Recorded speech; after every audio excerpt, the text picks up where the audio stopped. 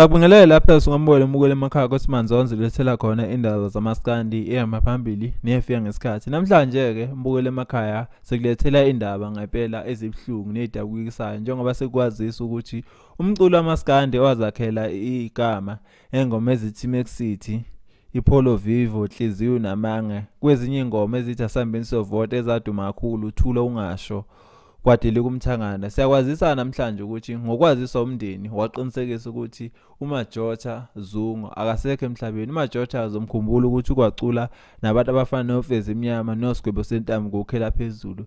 Abantu bazomkhumbula kakhulu nje umuntu bephela ubaziwa ngokuthi ucula kamnandi nezwi lakhe liyathandeka. Sokwazisa umphakathi wamaskandi ukuthi ngempela uMajotha akasekho emhlabeni. Mase siyaduduza kakhulukazi emndenini wakwaGwabini, umndeni wakaZungu, njengoba ubhekene nesimo esinzima kangaka sokushiywa umuntu emhlabeni uMajotha Zungu. Phinde futhi siduduze emculweni wamaskandi, siyazi kakhulukazi abalandeli bakhe ingxinxathela nezingxinxathelakazi indaba impela efike kwabanzima ngempela uma ukuthi beza ukuthi iqhawe labo lisekho emhlabeni. Mase futhi sithi dudu kuwo wonke umlandeli wamaskandi, njengoba wonke umuntu engithemba ukuthi ekhona kumaskandi buyemazi uMajotha futhi emlandela njengoba umuntu impela bethandela emculweni kamaskandi.